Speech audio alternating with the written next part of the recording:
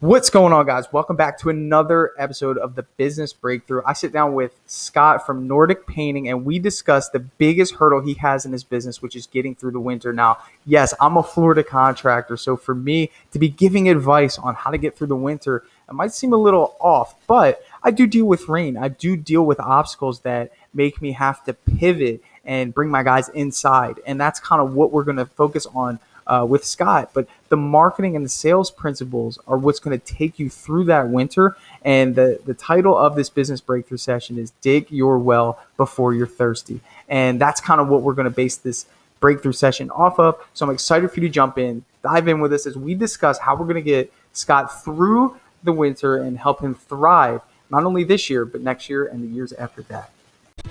The big question you need to ask yourself every day is, do I own a job or do I own a business? And unfortunately, the majority of contractors out there own a job. That's right, they're a slave to their own business. But the other side of the fence is so much greener, it's so much better, and that's when you're finally fully in control of your destiny, your freedom, your time. And that's what Contractor Secrets is about. It's about taking back our time, building a business with systems, standards, values, procedures, putting yourself in the driver's seat. And that's what it's about. So I'm excited. I'm happy to have you here. Let's dive into the Contractor Secrets podcast. What's going on, everyone? Welcome to the Business Breakthrough. I'm here with Scott with Nordic Painting and Decorating, and we're just gonna dive into it, man. Scott, why don't you tell me a little bit about really the first thing I always like to ask, and this is just right off the top here because Scott and I just met last week, so I don't really know much, but I'd like to know what does the system in your business look like? Briefly tell me how many employees you got, what you guys specialize in, and give me an idea of kind of revenue. Give me an idea where you're at with that. Yeah, so in the high season we got about four full-time employees. We stick with mainly a lot of residential repaints on exteriors, a lot of interior stuff too. Perfect. Yep. Now getting into a little bit of like interior commercial stuff. Okay. So, I mean, a little bit of everything, but definitely more on the homeowner kind of side of things, dealing with repaints and stuff like that. Yeah, that's me too. Same market, man. Yeah. So yeah. I enjoy kind of going back and making things look good again. You know? Yeah. So what about the workers? Are they employees or are they subs? They're employees, and then I have one team of subs I use in some every now and then. Got it. Okay. Yeah. Cool. So what's your role? Like, what does your day-to-day look like? You look pretty comfortable right now. It's Monday. Yeah. Just hanging out. It's winter here, so winter. So what does your day-to-day look like right now? So right now in the winter, it gets real slow, and obviously exterior work is non-existent. Right.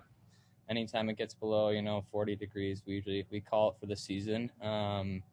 So yeah, a lot of this is just going into marketing and getting myself ready for spring. I'm doing a lot of estimates. I'm keeping my guys busy with little interior jobs here and there. I try to, in the winter when it's super slow like it is now, I shoot to get them on like at least 4 days a week. Yeah. So that's the goal, Just keeping them sustained throughout the holiday. Exactly. Yeah. This is by far, I'm sure it's the same for you out in Florida, right before Thanksgiving and Christmas is the slowest time of the year. So yeah. Well, for me, honestly, I've actually this week seen a major uptick, and a lot of people. And again, we're in two totally different markets. I think people know, they can get paint done year round. Nothing's different. So there's not this big like winter that's coming.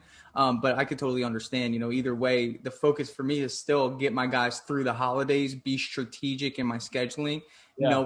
Knowing what dates Christmas is coming, what weekends are going to be off, what week is not going to be, the hardest week would be right after Christmas. And then you have New Year's right there. That's like a whole week where it's like impossible to find work. So planning around that.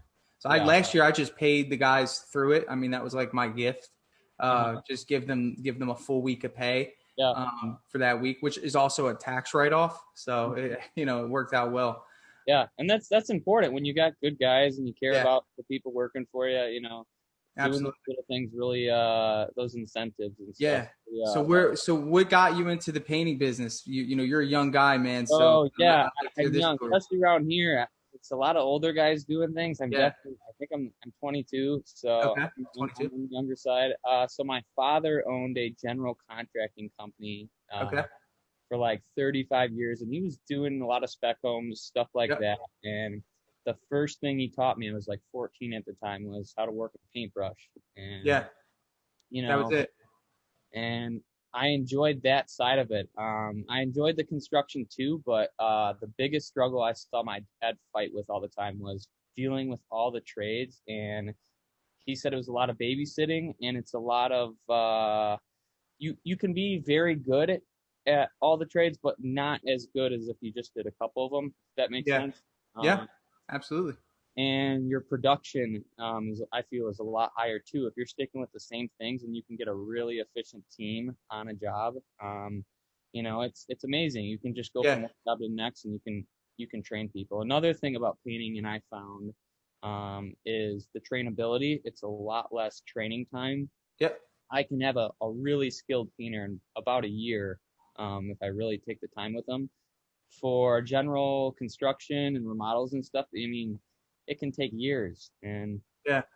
I It mean, really I can. years just Yeah, so painting is like a honey hole, man. I mean, with the lack of having to, get someone trained up to an expert level, like drywall finishing, all, I had a guy today ask me, and I'm big about niching down. You just said it. I mean, really niching down is being narrow in exactly what you're best at, giving your guys the ability to perform well and don't have high expectations, really. I mean, that's a whole topic in itself. So you have a really good foundation, in terms of what I can tell from you. 22, you got, a mentor, your dad, kind of giving you the same advice that I yeah, shoot out to everybody. And really it's him learning from his mistakes or his experiences.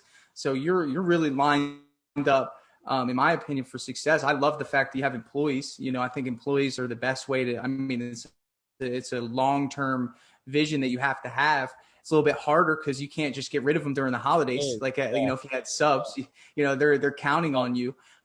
So I mean, I think, man, I love all that. I think you and I have a lot of similarities. So I guess now that we got, some of the good things out of the way, my next question is like, what is something in your business that you're not so happy about? What's something in your business that you're looking at like, man, I just can't get over this small hurdle here. What is that for you?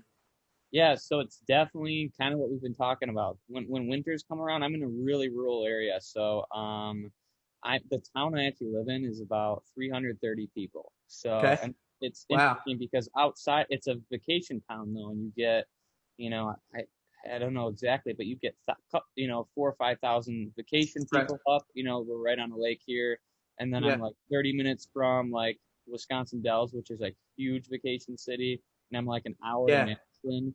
So we have big cities in between. I'm in the proximity of it, but it's definitely more of a rural area. Right. So yeah, it seems to be when winter comes rolling around, things Okay. slow down. It's like in the summer, I'm so busy and so like I can't even catch up with anything, and it seems like I can't even work on my marketing side of the thing because I'm not at that Right. stage yet where I can not be on the job. Right. So, Yeah. So you're at a position right now where it's almost like, you're kind of just like you can't really market. You don't really have that, like you're kind of just in limbo, it sounds like, and you're just kind of taking on these little jobs for your guys and you're just at a standstill. yeah. What have you done so far with your marketing that's been working? So a lot of it's word of mouth, especially around here. Like I get really good referrals from the paint stores I'm associated with. Yeah. So they send me a lot of work. So I'm really blessed for that. I mean, I get a lot Yeah. of work. Okay. My Facebook page alone, actually, and I'm kind of surprised. I haven't done any advertising on it yet, though, is kind of a lot of people have been, coming from that. I Okay. think too, I've Okay. noticed in my area is there's like nobody else advertising. Most guys don't have a Facebook page. Most people don't even have a website. They literally have a phone number Right. on Google with not a single picture. So I think, Right. even alone, it stands out. So Yeah. So from what I gathered, it's Sherwin Williams or the paint store that you're using. yep. You have word of mouth there. You got your Facebook page. Are you doing any paid advertising or no? No, and I'm starting to kind of look into it. I haven't Okay. trying to figure out what's going to be most effective, I Most guess. effective. Okay. Well, let's start there, and I think, Yeah. a lot of people listen to me. I don't want to beat a dead horse here, but if I'm assessing this situation, if I were right on your couch and my job is to come up there and figure out what's going on, my first thing is that you should have been digging your well before you're thirsty. Big time. Yeah, exactly. That's the major point here is that, and I think this is the secret of the legends up north, man. The companies that don't make it through winter, they actually thrive through winter up north, and there's a bunch of them. I mean, Yeah. at the end of the day, it's people are gonna want work done. It doesn't matter what the time of the year is. They're just gonna want interior work done, and actually, because what I've learned in COVID is the more time people spend in their house, I think the greater the motivation is to Yeah. actually get that work done. Would you Yeah, agree? around their house, a lot of people are working from home. They start noticing Yeah. things. And Like, man, this wall looks horrible, and then boom. So looking at that, the well should have been dug actually last year or oh, early this year, excuse yeah. me, in March, in April, of learning the basics of paid advertising. Uh-huh. And paid advertising is a beautiful thing because in most cases, paid advertising will allow you to niche down and actually select the type of request that you need. So, for example, it would be if you used Home Advisor or Thumbtack or Angie's List, you're Yeah. going to tell them that you just want interior leads. You know what I'm saying? Uh-huh. So if you have interior leads throughout that whole year, that's going to give you that leg up for when winter comes. So Yeah. that would be number one for me. The second thing is how long have you been in business? So like a year and a half. So pretty. About a year and a half. Mm. So you should have developed by now a book of business. Do Yep, you currently have a CRM that you're using in your business? I do. Yes. Okay, Yes. what are you using? So explain that a little bit because I might explain what you mean by that. Like software, like what are you using to store all your clients' emails, address, phone numbers?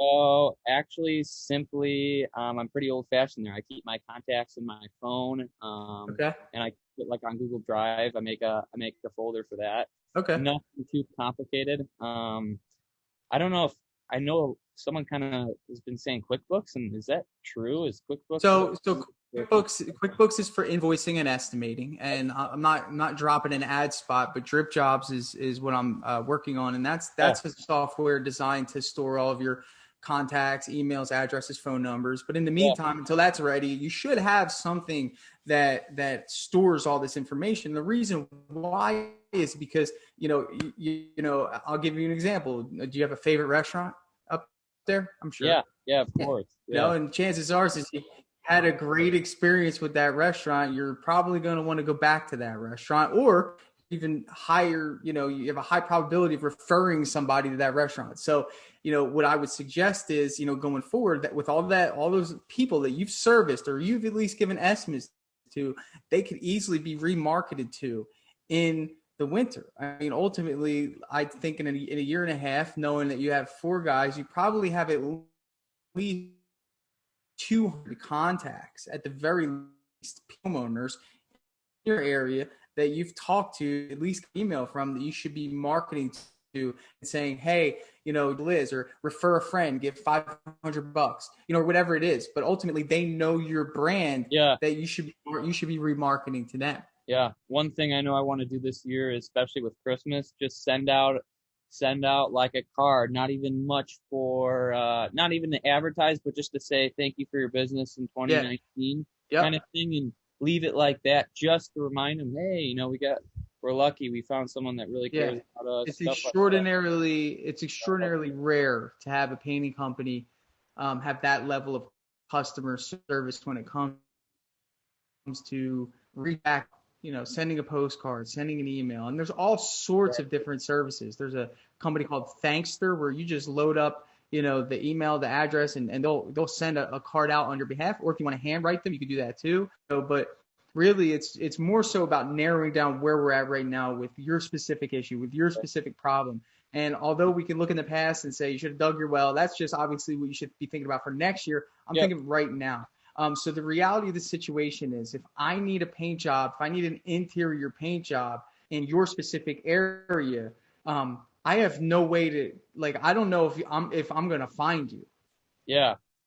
Yeah. Like that is the biggest elephant in the room right now is that you can't be found. And Yeah. it's not so much that there's not enough people, it's just that the lion's share of the demand is going to whoever's going to be found. Yeah. So what's the city that you work in? What's the town? So the town is called Reedsburg. That's Reedsburg. the biggest one. Now, It's biggest REIS. as Like, far as what would you biggest say goes, that your main city is? it's hard because out here it's more of the county. Sauk County is basically where Okay, how do I spell how do I spell the county? Sauk and then County in Wisconsin, right? yep. hmm All right, all right, got it. Sauk County, Wisconsin. Go Pack. Yeah. All right, so I'm looking right here, okay, and if I come to Sauk County right now, okay, and let's say I don't know I'm an investor and I want to find a painting company to come in and knock out 3 of my vacation rentals in your community. The first thing that I'm going to do until something comes across that is more efficient, more easier, and has that much trust as Google, okay, is I'm going to go on Google. That's it. Yeah. Hey, cool. I don't know anyone here. Okay, you said it's a tourist place, so you got to expect that you're going to get some Yeah. Google searches. Okay, let me explain how far away you are. And this is good because I just want you to see how easy this is going to be for you to Yeah. excel here. So you have absolutely no Google presence in when I search for Sauk County, Wisconsin painters. Okay, Yeah. there's Yeah. nothing there. And my friend, there's only one painting company, and that is killing the game on Google in this area, and they only have 21 5-star reviews. So do you have a Google listing right now? I do. Yeah. I think I got like seven reviews on that. So yeah, Okay. that's new too. When you're That's ready. only been established for about a year, the Google page or my Google business thing. So Okay, 7 reviews in a year, knowing yeah, that you've probably done over 60 to 70 jobs in this easily, year, probably. easily. So that's Okay, the big thing I got to start pushing is when I get big done. thing, big Review. focus. Yeah. So let me help you, and I'll give you some examples of what I do to get reviews. Super easy, okay? So the first thing, the most important thing that I do is do a great job. That's one easy way Yeah. to get a Yeah. review. But you have to understand now that the best way to get a review is also to give somebody to make them feel that they got more value in the amount that they spent, okay? Then your job is to make sure they get more value in the way that they feel about the money that they spent. So for example, if you do everything that you're promised to do in your proposal, the value is equal. It's a 1-to-1 ratio. Okay. You did Yeah. your job, nothing more, nothing less. Okay. Start focusing on that one extra thing. For us, sometimes if there's like a pole or something, we'll spray paint it. If there's a little mailbox flag that needs to be redone Yeah. red, we'll take it off, shoot it red real quick. The little detail thing that costs maybe Makes 20 sense. minutes of time. Okay. That's After you do that, now you're in full control to ask for this review. And the way I say, you could ask either on the phone or you can ask in person. And the way I do it, and it's super easy, I just say, hey, listen, you're going to be getting a text message. It should have a link for you to go to our Google page. I'd love it if you could write a little review about us. It just goes so far for us. yeah. We're a young company and we're trying to grow. Yeah. Okay. Would you mind doing that for me? Okay. If you come across to somebody like that as genuine and sincere as that, for them to say no is non-existent. Number one, after you just did something, now they owe you. Do you understand? Exactly. Does that psychology make Yeah. sense? Yeah. They owe you something on top of the money that Yeah. they paid you. Now it's a review. Uh-huh. That's how I've Okay, always 'cause we kind of have an ran it. I said, if there's something easy you can add to the table for that customer and they don't even ask you to do it, but it needs to be done, like you said, maybe spraying a little like a light pole or something, we always do that because it's amazing little things like that, how yeah, the positive feedback you can get from them. So now does Google exactly. And that's going to be a big focus. rank based on just reviews? Is that how it's going now for the SEO of Google or It's it's going to help. It's going to help. What we're looking at right now is the map pack. So that's the easy map directory here.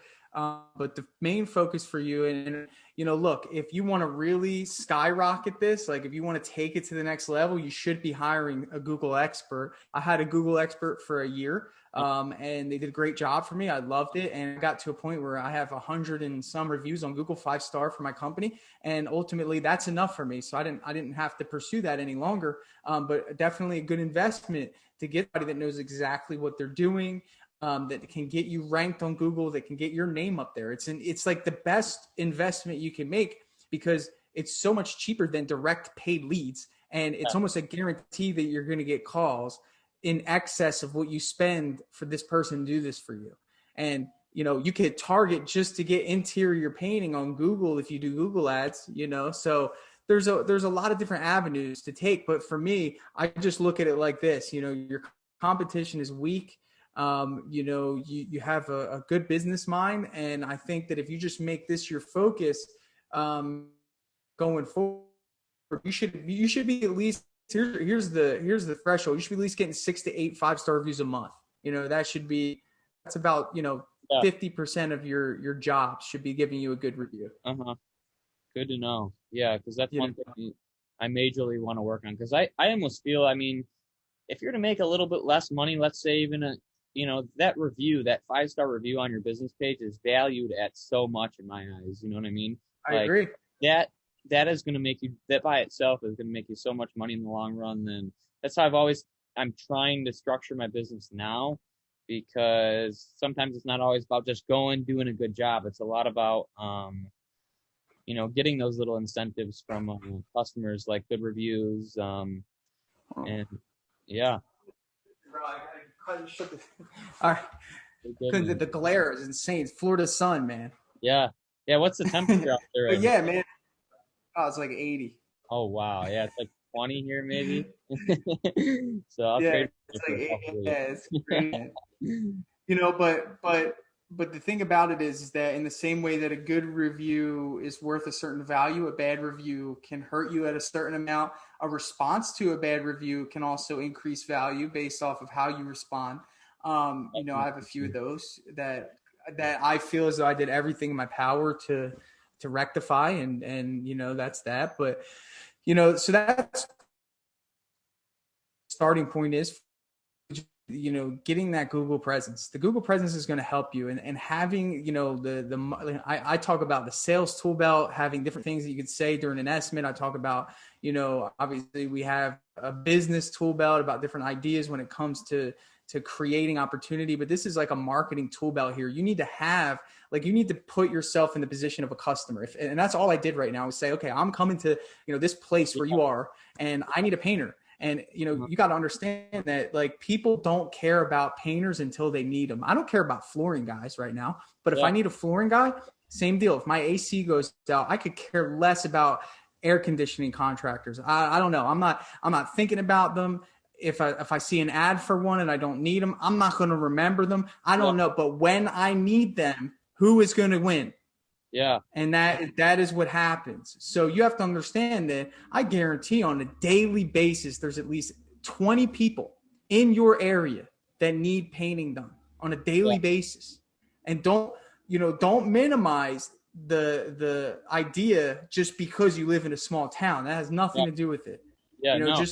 It doesn't, because area out here, it stays busy. I mean, like I said, that's the thing. I was so comfortable in the summer, and I was so overwhelmed with just doing everything. I was like, I got barely enough time to write up, all that stack of estimates I got to do and put in the computer. How am I supposed to make time to market myself now, And then the winter came along, and so. Yeah. So, I mean, that's kind of what I would believe would be the biggest focus for you in that regard. So in terms of getting this going, right? So you have Google. The focus really, again, sustaining is good, but you should be allocating a certain amount of money to marketing every month. I think that's something that a lot of contractors have a real problem with. And it's something that I've been really harping on for like the last 2 years of me doing this, is like, if you're not mentally trained on how to spend your money, and that's how we operate. Like, if no one's taught you, hey, when you make $1,000, Scott, you got to take 10% of that and be Exactly. okay with giving it back out into the world so you get more money in return. But if you don't have that confidence, like if it's never worked for you, like you're thinking, man, I'm not going to give $100 away. I don't know. First of all, I don't want to make that take that risk because I don't know when it's going to come back, if it comes back, and I just earned this money and I don't want to let it go. Yeah. That's what I call the employee mindset. That's the mindset where you've been taught to earn money and save because you don't know when you're going to make more. You're not in control of that. Your boss is. But with you being in control of your marketing, you're going to know, okay, if I spend $1,000 this month on Google, paid leads, paid advertising on Facebook, if I want to do that, okay, if I spend and I allocate $333 to each one, Yeah. right? There's a really good chance that I'm going to sell one job and make in excess of $1,000. Exactly. And that's so it's I've always like, believe it or not, marketing and sales have always been my strong suit. Okay. And I think what's changed is I just once I got started with everything and I was so caught up doing the work again and Yeah. teaching people, that's when it kind of fell like I've always all my other businesses, it's all marketing orientated. It just happens to be that I think I just got too comfortable with word of mouth and Yeah. I hit this rut. So Right. Word of mouth is awesome, man. Of course it is. It's yeah, great. But it's out of your control. And you got to understand that word of mouth isn't what it was when your dad was a builder. exactly. Word of mouth, people would meet at the coffee shop and just talk and, oh, by the way, you got to call this painter. And the guy would reach into his wallet and pull out the business card of the Part of painter. it. Yeah. And he'd say, hey, man, this guy gave me a couple cards. I've been carrying them around for the past 3 months. Here you go. And now it's like, hey, man, I got this painter. He's real good. Oh, man, I don't have his number, but I'll text it to you later. And then that doesn't happen. And then, ultimately that's kind of where we're at in terms of like bridging that gap. That's so the word of mouth isn't as reliable as it was. And when it is, it's great. But then again, when we fall into times like this, we're waiting around. So I'd like to kind of give you some like action steps right now, man. My honest assessment, because you're going to be successful. You are. You have the marketing mind for it. You have the sales experience. I would really think the best thing for you would be to just write the check, man, and find somebody to help you. And have you thought about Home Advisor or Angie's List or something? So it's funny because you're like the admin for painting contractors, the Facebook page. So yeah, it's funny from like being on that page. First of all, the amount of info and stuff I learned over that has been great. Cool. That's like the best tool going.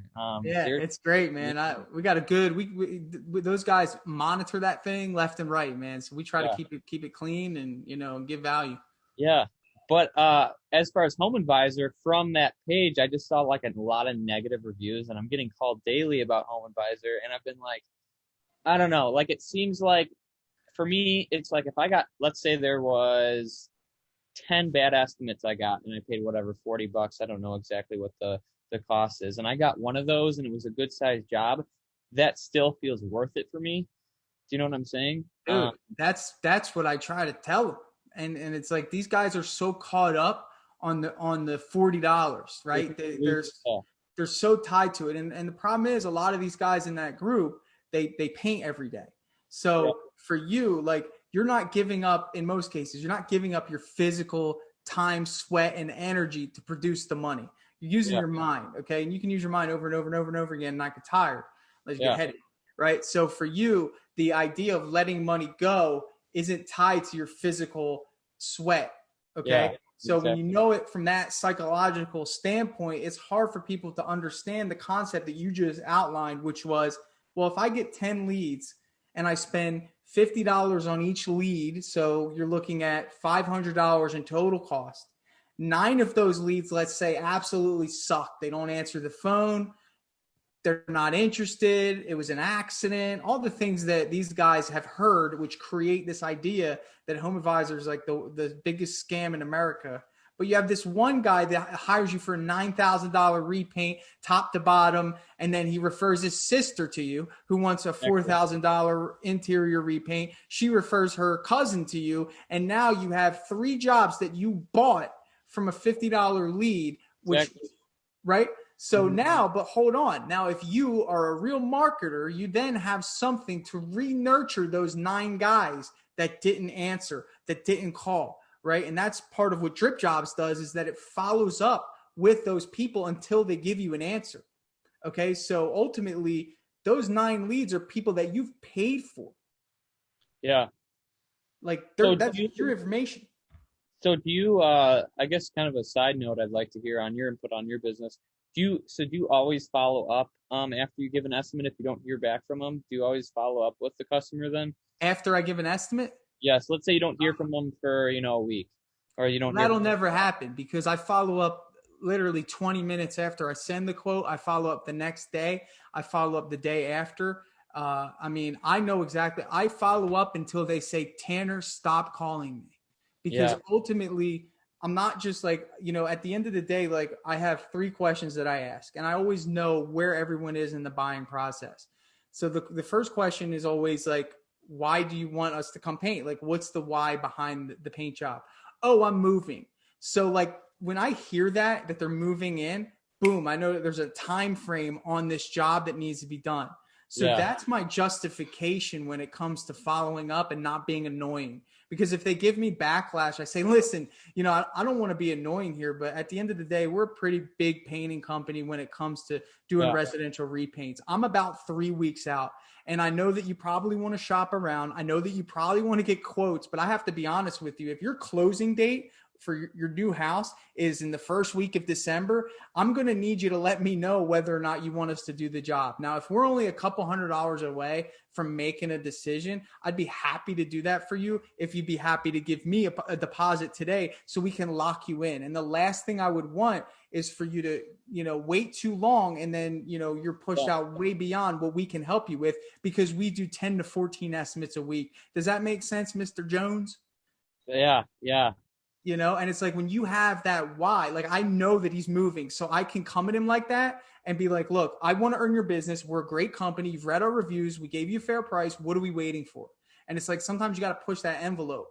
But there's some people that aren't in a rush, and more so I call them, hey, do you have any questions? Did any questions come up? Do you have any questions? Do you have any questions? Oh, actually, well, this painting company like told me that they're going to be doing this. So you guys are going to be doing that too? Oh, well, absolutely. That's actually included in your quote. You know what I'm saying? So it's like being there, being there, being there. Majority yeah, of the time, people are actually trying to get in touch with their contractor and not having luck. So when we yeah. flip the script, that's the case. Let me ask you: do you have a couple estimates out right now that you have yet to follow up with? Yes, some pending ones haven't. Yep, exactly. Yeah. Yeah, yeah. What's the reason you haven't followed up with them? I don't have one. I don't have one to tell you the truth. It seems I've always done sales and I've always been Yeah, good about that. And with maybe I just heard from the wrong contractors, but I've been always under the impression that after you send it, they either want to move forward wrong. with the work or not. Oh, it's the stupidest thing ever. I used to sell cars, life insurance. I mean, you have to be persistent. Exactly. And your persistence in the eyes of the right person is going to recognize the value behind that. Not somebody that just cares about price. You're never going to win people that just care about price. When No. somebody tells me, "Oh, I found a cheaper contractor," cool, Yeah. but there are people, a majority of people that have either been through a poor experience and recognize the value of getting a good company, or have yet to go through a poor experience and will be our customer the next time around. You know, And that's what I do. I always explain to people like when I show up to the estimate, hey, like I try to be I price everything as yeah, fair as possible.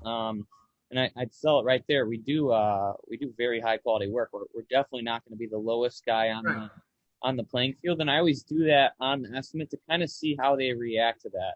And if it's I can kind of judge yeah, their personality a little bit. It tells me a lot about the potential customer I could be dealing with too. Because sure, it's like, whoa, you don't want to be the cheapest customer or the cheapest contractor. Sometimes that's a red flag for me. But it yeah. also, when it comes down to estimating, if I still would want the work, I know if I gotta, go a little bit cheaper than normal. Sure. And I can Well, look at there's certain ideal jobs that you love, right? So probably full interiors, yeah, right?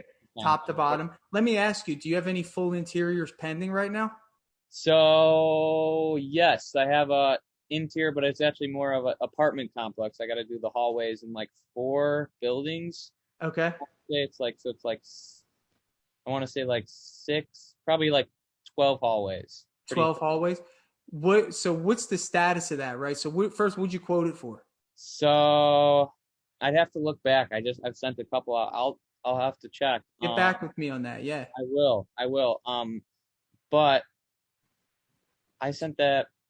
That one was probably a couple days old. And what was your question? Your other question? Well, here's where I'm at. It's like, you already have opportunity waiting. Yeah. Oh, And big time. and at this point, you have to recognize that there's something stopping them, Yes. or else it would be an easy decision to go with you. You're a good And guy. he, for example, I guess this specific situation, he told me right there and then, he's like, "Hey, you were the only contractor at the paint rep store that the store felt completely confident with Right. referring your name to, and they were like, we'd like to go with you, but he was just a property manager. He's like, That's what I was about to get there, because they usually have checks and balances with property managers. Let's talk about, do you have any other estimates that are pending from homeowners that you've given? So yes, probably a handful of them. Handful. Oh yeah, especially now too, because people want to. I'm doing a lot of estimating for spring, and Okay. I've been trying to build some urgency with it, because it's like I'll Sure. send an estimate out, blah blah blah, they'll get it. I don't hear anything from them, and it's like, well, do they want? You know what I'm saying? So Yeah. Well, my honest opinion is that you're not calling them to find out, and you're creating, no disrespect, you're creating this idea that you're buying for them, these random people. You're telling yourself that they don't want it for yeah, some reason, right? And it's making you feel inferior. You have to be an attacker. You can't yeah, just sit back and wait behind enemy lines and just hang out and hope that the phone rings, because it's looking at this assessment here, your phone's not going to ring. And yeah. you're hoping that the guy at Sherwin-Williams is having a good day and that he's feeling good and he's going to Yeah. refer you. You need to have some marketing, and you need to start following up with your customers. It's Following crucial. up has been one thing I've struggled with the most, and I've got to get better at. And So yeah, the reason why you've struggled, and I'll be honest, and this is again an assessment that could be true, could be false, but you tell me, is it because you don't know what to say? not necessarily I don't know what to say. I don't want to look needy for the work. And maybe Why? that's just I don't know. I just feel like Is there a difference between being needy and being excited? yes, there's a Okay. fine line You know between. what the difference is? What's that? How much money you have in the bank. Yeah, Okay. yeah, So if you have money in the bank and you're not desperate for the work, yeah. it's very easy to come off excited. How do you come off of as excited? Well, it's pretty simple. You know a little bit about your customer. You know a little bit about the situation, right? So Uh-huh. you ask Mrs. Jones, why are we here today? And she's like, well, it's been 10 years and I really want to get my house painted. And, my husband's finally on board with it and he's letting me pick the colors. Boom. So I'm thinking, okay, husband's on board. Colors. I got holidays coming, right? I would use holidays up there like it was like the hottest thing around. They've never heard of it. Yeah. I'm serious. I would say, and this is how I'd approach it. I'd call, hey, Miss Jones, it's Scott. I just wanted to touch base with you. Had you had a chance to review the proposal yet? Okay, it's been a couple of days, so obviously, because ultimately, what are you using to send your proposals, or did you do it in person? So I do email through email right now. Okay, so you sent it through email. So okay, so have you had a chance to review the proposal? Yes, actually, we have. Okay, great. So did you have any questions? Just start like probing, right? Like, do you have any what is like obviously the real question is like what's stopping you? But you're just gonna go in. Do you have any So questions? question from your standpoint. So I'll send a nice message. Hey, it was really nice meeting you. Blah blah blah. Talk about the estimate a little bit, and I'll finish with like, please let me know if you got any questions or concerns. I would be glad to answer them, kind of thing. Do you wait to send that at a later date? Like, do you wait maybe a day or two to ask them if they have any questions or concerns about the estimate? Do you know what I'm Yeah. saying? So the phone is the most powerful sales tool. It's going to beat marketing. I mean, email, and it's going to beat text messaging, right? Like again, Dripjobs is sending these automatically for me like the day after. Yeah. is when that email goes out. And yeah, I'll get some people to reply, but they're not obligated to reply to an email. When I am on the phone, they're not going to hang up on me and they're not going to leave me hanging. So it's like, I know my first go-to is the phone. Like, I'm talking you specifically, and I don't know, are you using a program to send the estimates? No, just Okay. I'll write them up on a Google Drive and So right now, and type 'em and up. this is because I'm a big fan of this software, but and I'm not trying to advertise here, but Oh man, Dripjobs is going hey, to have. I'm I'm gonna have to shoot out there. Dripjobs is going to have estimating and invoicing, and it's going great. to. And one thing I love about Joyce, that's what I'm using now in the meantime, is that they show you when somebody's going to open up the proposal, and Dripjobs will do the same. But it lets you know when someone's looking at your proposal. Crucial sales Hey, tool, crucial. Whenever they click that proposal, it says, "Hey, Joanne viewed the proposal." Okay, so I know wow, I did she's not know that. That is yeah, that's awesome. it's I always awesome, right? yeah. Yeah. No. So you know that, and you're gonna call and say, "Hey, Joanne, did you get a chance to look at the proposal?" Okay, I do. I'm not going to say, "Hey, Joanne, I saw that you were looking at." I don't do that. Yeah, yeah. Really funny story, actually, dude. This guy, I gave an estimate to 8 months ago, and I looked on my ticker, and it said that he was looking at the proposal, and I called him right away. I didn't even know like what time he did. I just saw that Scott, blank was Yeah. looking at the proposal. I called this guy, and he almost flipped backwards. He's like, "No way! I was just looking at your proposal. There's no way you knew that." And he was just like so impressed that I followed up with him. And I couldn't hold it in and be like, "Yeah, man, I just had a good feeling." I actually told him, I'm like, "Yeah, man, our software actually lets us know." And he's like, "Oh, you should have took all the credit for that." It was just funny, but it's a great sales tool to have. And that follow up, it just gives you that much more of an incentive. Like, okay, Joanne's looking at this proposal a week later. There's a reason why, you know, I got Yeah. to call her, but I'm telling you right now, the estimates you've given, there's money sitting there. There's jobs sitting there. Oh, It's a big time. matter of big time. And it's a matter of needy doesn't exist. If you're on this conversation with me, like you're not needy. I know that. There's Yeah. there's people that have that perspective. Oh, I don't want to come across as needy. It's probably because they don't have any employees to feed. Yeah. It's like they're probably like one man teams. Like if you like, I don't come across as needy, but I will get work from my guys. Like I will call every person in my contact list until I find a job if I have to, if it came down to that, before I let my guys go a day without working. Yeah. Like, that's the level of commitment I have to my team. And that's the level of commitment That's that, good. I assume you have too. So when Uh-huh. you have that level of commitment, it's easy to follow up with that level of excitement to come across to your customer that says, "Hey, we're the right contractor for you. We want to do this job. I'm excited." And going back to my example, I'm excited to finally get those colors you want on the wall. And I don't know if I mentioned this to you in our appointment, but I'm actually going to bring over a few color samples to help you decide. How does that sound? Oh, wow, that's amazing. That was one of our things that I was super worried about, was the colors that we were going to pick. Okay, great. And here's another thing. And I know that you know this, holidays are coming up. My number one priority is to my team and making sure that they have work. Okay. And I would love to know if maybe I gave you a small discount that you'd allow us to schedule this job during this whatever time frame you need. Uh-huh. And I'd like to know, would that work out okay for you, Miss? And then, oh my gosh, we were just thinking that that's right around where our budget is. Like, you got to be creative, and you can't be afraid to come across that way. Yeah. Yeah. No, that's really, really good advice. Yeah, Big time. I yeah. mean, But yeah, yeah, we'll jump into seems that. like a lot of the times the biggest struggle, and it for me it's not a problem, but it seems, especially, let's just take the painters contractors group, Yeah. for example. It seems, I can guarantee about 10,000 of those guys probably wouldn't want to pay a single penny for a lead, no matter how cheap it was. It's Yeah. just because they can't see to that. And I think it's like, Employee it's at mindset. the point. Yeah. It's employee Yeah. mindset. They work with ease, bro. And it's hard, Because so exactly, there's a big difference from, and your hands only make you so much money. Your two hands can only yeah. make you so much Is your money. dad still working? So he's not. What's been so hard for me too is he like passed away Ah, suddenly. This was like wow. so this is, and I was like, I picked up the tool belt again. I was like, my dad's worked so hard to Wow. reestablish himself in Wisconsin.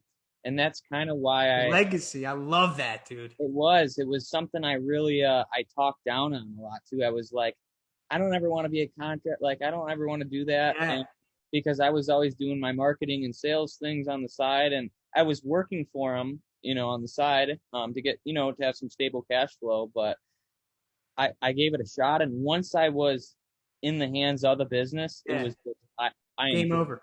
Enjoyed it. Me too. My father's was a painting contractor. That's how I got into the business. Oh, yeah. So, and my mother passed away and taught, she was like his business, kind of like helper, he just did the work and she kind of, so they went hand in hand.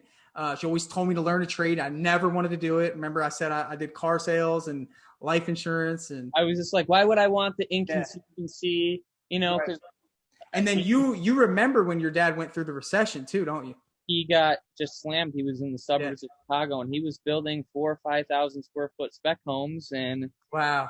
And when he moved up here, we moved our like a farming territory because there was land and there was a little bit still of a market up here. And that's what it was. But I saw my dad from a young age struggle with that, and I was like, I never want to be staying away connected with that until. And my dad, he was very good with what he did. He was very well known, and he did like no advertising whatsoever. It was like completely word of mouth. He only dealt with certain clients, and so it was like a culture shock when he got back up here, and it was hard for him to reestablish himself because he wasn't used to ever running any advertisements or anything. Yeah. So when he comes up there, it's 50 times harder. And the thing about getting that structure of marketing and learning to manipulate these systems, Google, Home Advisor, I can go anywhere. I could pick up and take my marketing and reputation with me. Exactly. And that's a powerful thing. Yeah. If I'm going to leave to go to Georgia, I just transfer everything to Georgia. I have my Google listing. I have my Home Advisor reviews. I have my Facebook reviews. And Georgia thinks I've been there for 30 years servicing their town. I don't know anything there.